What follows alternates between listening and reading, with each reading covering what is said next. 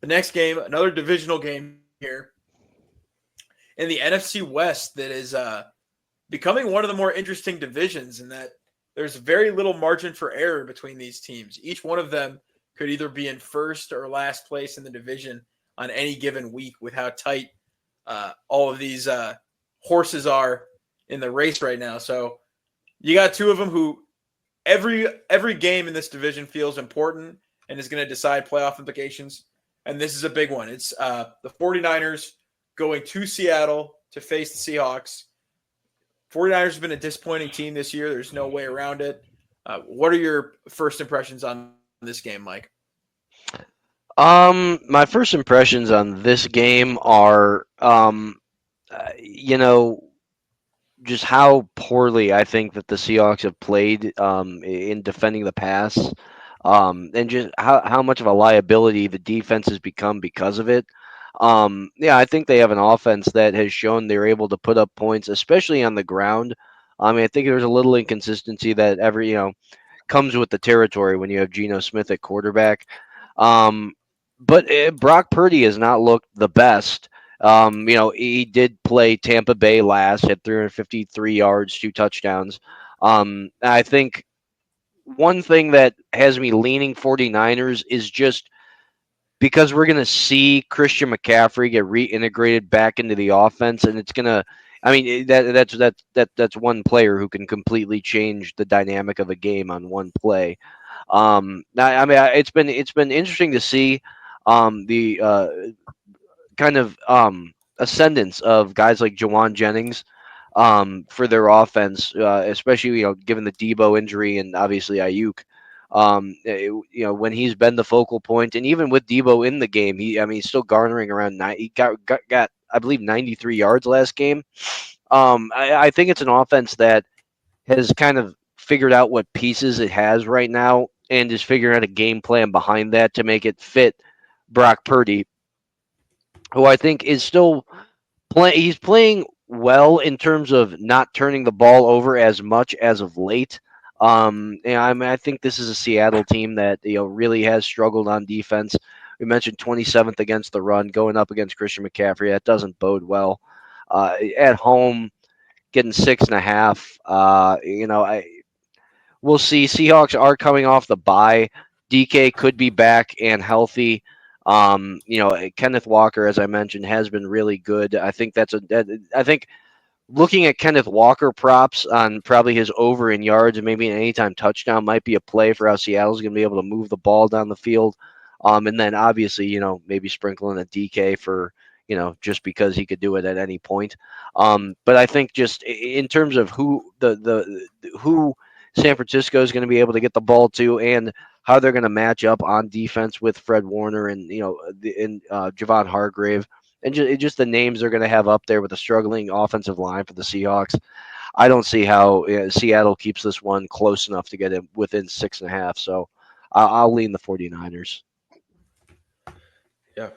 I will also lean the 49ers. I know Seattle's coming off of a bye week, but when you look at what the 49ers did to Tampa Bay this past week, Liam Cohen's done a great job with that offense, and that San Francisco defense did a pretty good job on them.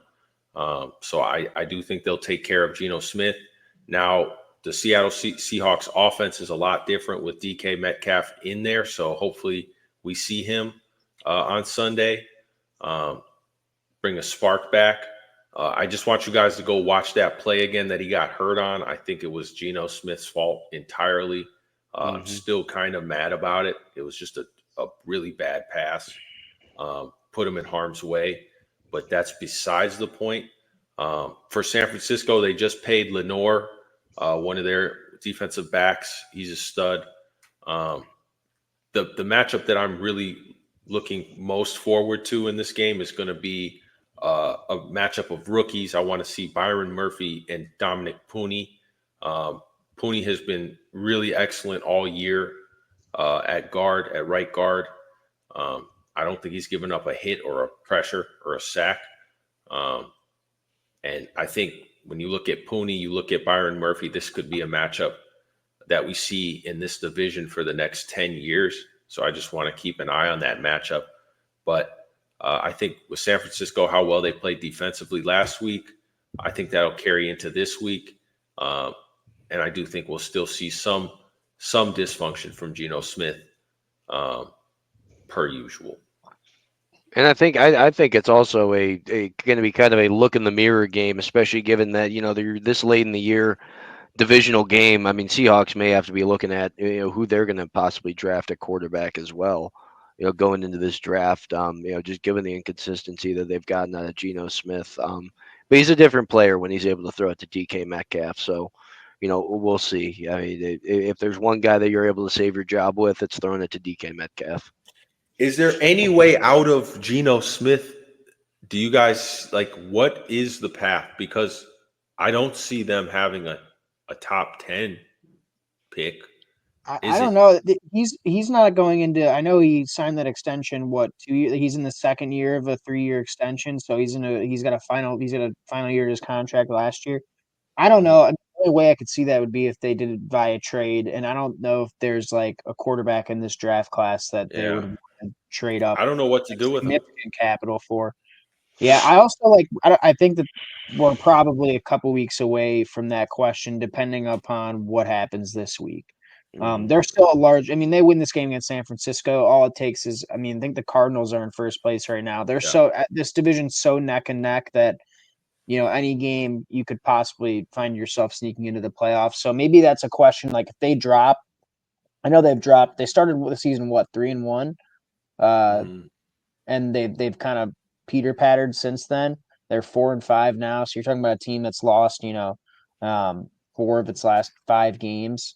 Coming out of the bye, I think the most shocking thing for me has been the play on defense for them. I really held Mike McDonald in high regard for the defense he called at Michigan and then his time in the NFL at the Ravens. And I know that they are they're missing some horses on defense. It's not the most talented defense in the world, but the fact that they're not even an average defense is a little bit surprising to me. So I don't know. Maybe they address that after the bye. I don't think I can look to take San Francisco or Seattle in this game. If I had to lean, just because it's a divisional game, I could see it being close. I'd probably lean Seattle. But then again, they already played at. If this was at Seattle, I would like that a lot more. But it's at San Francisco. The line is basically saying that it's about the same teams as they were when they played at the beginning portion of the year. I think it was week 5. So you're talking about, a month and a half ago, the line based off the home field advantage, plus minus, they're basically about the same teams. So I don't think I can really pick a side in this game. I do kind of lean the over. And I know it's a divisional game, so that could be in question because of the familiarity aspect, but the total's at 49.5 right now. And with how I think Seattle's defense is gettable, the Niners could easily put up 28 to 35 points in this game. And the Seahawks love to get touchdowns and they're down multiple double digits. And I could easily see, like the 49ers have been doing all year, letting them back into the game at the end and getting some touchdowns in the second half. So perhaps lean over there. At least second half over. Whatever happens in the first half, you can just go over in the second half, because if San Francisco is up by, let's say, 17 points or 14 or 13 points going into halftime, they can extend on their lead, and I could see them kind of letting the Seahawks hang around a little bit, which seems like a recipe for points. But that's my thought on it. Just to the Mike McDonald point, I brought it up earlier. They did release Tyrell Dotson, who was their starting linebacker all 9 weeks. I know that they traded Jerome Baker too, right? They traded him for Ernest Jones, I believe. Yeah, from Tennessee. From Tennessee. So I still think you got to give McDonald some time to get his personnel in there. But yeah, you're absolutely right. I still think he needs a season or so to fill his personnel in. Yeah, I'm just surprised at how bad they've been. I wasn't really expecting them to be, a top Yeah, 10 defense, but I mean, I Reek. middle of the road, I didn't think was out of the Yeah, question, and yeah, they're a lot worse than I thought they'd very be. middle of the road. Yes. Yeah, I think that release They're- was also kind of just yeah. based on not the right fit for Mike McDonald's scheme on defense, Sure. especially. Sure. I mean, but we've seen that they do have the foundational pieces, though. Uh, Murphy on the line. You've got Ernest Jones, and Big you have fan. that secondary that has been held in well regard. And you've got Mike McDonald as well, a great defensive mind, as you said, Turtle. I trust that the Seahawks are going to get this figured out. That the Seahawks defense is not going to consistently struggle as these players grow together.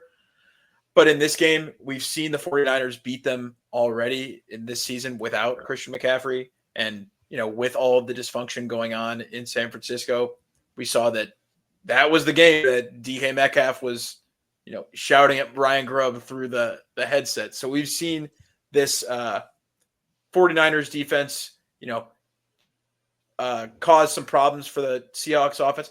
I remember in that game, though, as well, there were some very close plays in terms of Seahawks just missing on some penalties and an inch here or there of real big plays that they were missing in that game. So the potential with Geno Smith to either become a pumpkin or go off and have the most passing yards in the week, it can go either way. So it's a hard game to pick, but I'm going to stick with the 49ers, the team that I think is just has the better coach. I think Kyle Shanahan is going to be able to scheme them to victory in this game. And I think it's more likely than not that Geno Smith has a poor game as opposed to a great game. But we shall see.